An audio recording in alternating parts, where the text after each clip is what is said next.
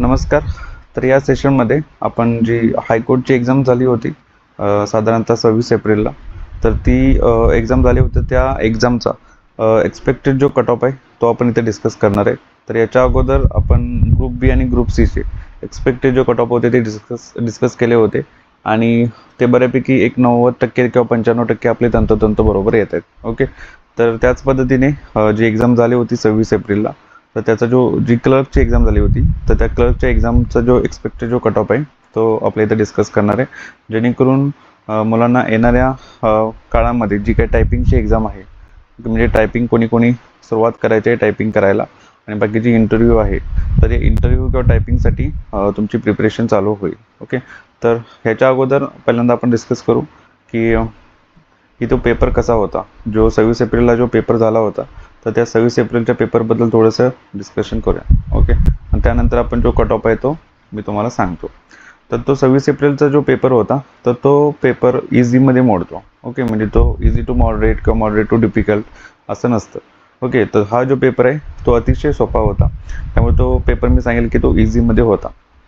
मागल्या वेळी 2024ला जो पेपर झाला होता हायकोर्टचा क्लर्कचा, आणि तो पेपर आणि हा पेपर बऱ्यापैकी सेमच होता. याच्यामध्ये असे काही वेगळी हे सापडलं नाही किंवा वेगळी प्रश्नांची लेवल सापडली नाही. जसे मागल्या वेळी प्रश्न होते सेम ॲज इट इज पॅटर्नमध्येच ते पेपर होते. त्याच्यापेक्षा मे बी थोडासा अजून सोपा हा पेपर वाटला मला. ओके, त्यामुळे हा पेपर इझी होता. त्यामुळे मी तुम्हाला इथं सांगितलं की मागील वर्षाची जी पुनरावृत्ती आहे ही इथे तुम्हाला झालेली दिसून येईल. ओके, त्यानंतर मागील वर्षापेक्षा जास्त अभ्यास आणि विद्यार्थी संख्या इथं होती. म्हणजे मागील वर्षी जेवढ्या मुलांनी फॉर्म भरले होते त्याच्यापेक्षा जास्त फॉर्म यावर्षी आलेले आहेत. साधारणतः जर तुम्ही बघितलं तर साधारणतः 1.25 लाख एवढे फॉर्म आहेत. म्हणजे टोटल मुंबई, नागपूर आणि छत्रपती संभाजीनगर. मागल्या वर्षीचीच थोडीशी कमी होती, 25-30 हजार एवढी संख्या होती.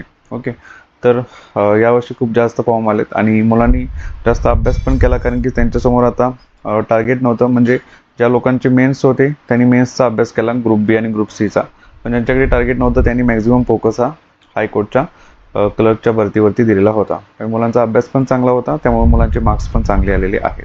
ओके, तर इथं तुम्ही बघू शकता जागाची संख्या आणि संभावित उमेदवार. तर मुंबईमध्ये एकूण टोटल किती जागा आहेत, तर मुंबईमध्ये साधारणतः 830 इतक्या जागा आहेत. ओके, तर 830 एवढ्या जागा असताना साधारणतः 7,500 एवढे स्टुडंट टायपिंगसाठी पात्र ठरतील. ओके, त्यानंतर इंटरव्ह्यू असेल आणि त्यानंतर फायनल सिलेक्शन असेल.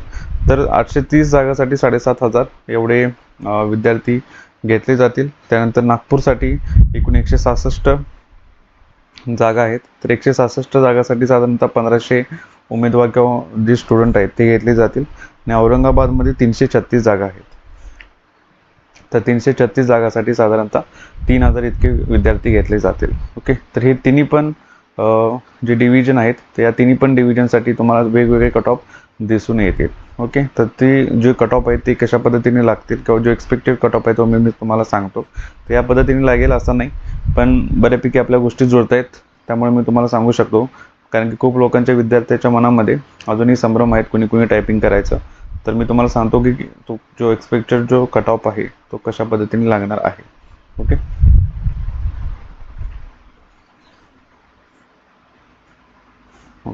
तर बघा इथं मी तिन्ही डिव्हिजन जे आहेत, म्हणजे जे कोर्ट आहेत, तर त्याच्यामध्ये मुंबई, त्यानंतर छत्रपती संभाजीनगर आणि त्यानंतर नागपूर, या तिन्हीचं पण मी एक्सपेक्टेड जो कट ऑफ आहे ते मी सांगितलेलं आहे आणि सेफ स्कोर पण सांगितलेला आहे. तर मुंबईसाठी पहिल्यांदा डिस्कस करू. तर मुंबईसाठी जो एक्सपेक्टेड जो कट ऑफ आहे तो 58 ते 59 इथंपर्यंत असला पाहिजे. ओके, त्याच्यापेक्षा कमी पण येऊ शकतो, जास्त जाण्याची शक्यता कमी आहे, पण त्याच्यापेक्षा कमी येईल. ओके, म्हणून मी सेफ स्कोर सांगितला की 55+. म्हणजे जर तुम्हाला 55+ मार्क्स असतील आणि जर तुम्ही मुंबईसाठी फॉर्म भरला असेल तर तुम्ही 101% तुमचं सिलेक्शन होतं आहे किंवा तुम्ही टायपिंगसाठी पात्र होत आहे. ओके, त्यानंतर छत्रपती संभाजीनगरसाठी तुमचा जो कट ऑफ आहे तो साधारणतः 63 ते 64 इथंपर्यंत राहायला पाहिजे. ओके, आणि त्याच्यासाठी जो सेफ स्कोर आहे तो 60+ असला पाहिजे. ओके, नागपूरसाठी 65 ते 66, त्याच्यासाठी जो सेफ स्कोर असला पाहिजे तो 62+ असला पाहिजे. ओके, आता हा सेफ स्कोर का सांगितला आहे, कारण की अजून तुमची सेकंड की यायची आहे. आणि जर सेकंड कीने अजून जर 3-4 मार्क्स वाढले किंवा 3 ते 4 मार्क्सचा जर फरक पडला तर अजून तुम्हाला त्याच्यामध्ये जास्त फायदा होऊ शकतो. ओके, त्यामुळे तर तुमचा स्कोर मुंबई असाल किंवा मुंबईसाठी फॉर्म भरला असेल आणि 55+ असेल तर तुम्ही बिंदासपणे टायपिंगची सुरुवात करा. तर तुम्ही छत्रपती संभाजीनगर आणि नागपूरसाठी फॉर्म भरला असेल आणि जर तुमचा स्कोर 60 किंवा 62+ असेल तर तुम्ही बिंदासपणे टायपिंगची सुरुवात करा. ओके, कारण की मोस्ट इम्पॉर्टंट जो फॅक्टर आहे हायकोर्टच्या भरतीमधला तर तो टायपिंग असणार आहे. तर तुम्ही टायपिंग पात्र झाला तरच तुम्हाला इंटरव्ह्यूसाठी कॉल येतो. अदरवाईज तुम्ही इंटरव्ह्यू जर टायपिंग फेल झाला तर इंटरव्ह्यूपासून तुम्ही बाजूला केले जातात. ओके, त्यामुळं इथं जरी तुम्हाला 70-75 मार्क्स असले तरी एवढा जास्त उपयोग होत नाही. जर तुमचं टायपिंगच खराब असेल किंवा टायपिंग जर तुम्हाला जमलं नाही तरी समजा कट ऑफ समजा 55 लागला आणि 56वाला जरी 56वाला एखादा जरी उमेदवार असेल तरी तो 56-57वाला पण सिलेक्ट होऊ शकतो. तर त्याच्यासाठी टायपिंग महत्त्वाचं आहे.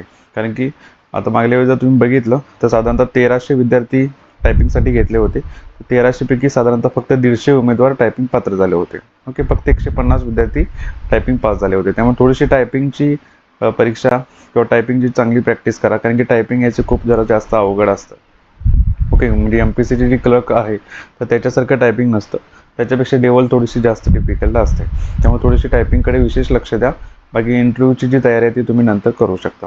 ठीक आहे, तर हा आपण एक्सपेक्टेड कटअप आणि सेफ स्कोर प्रत्येक डिव्हिजन्सनुसार मी तुम्हाला सांगितलेलं आहे.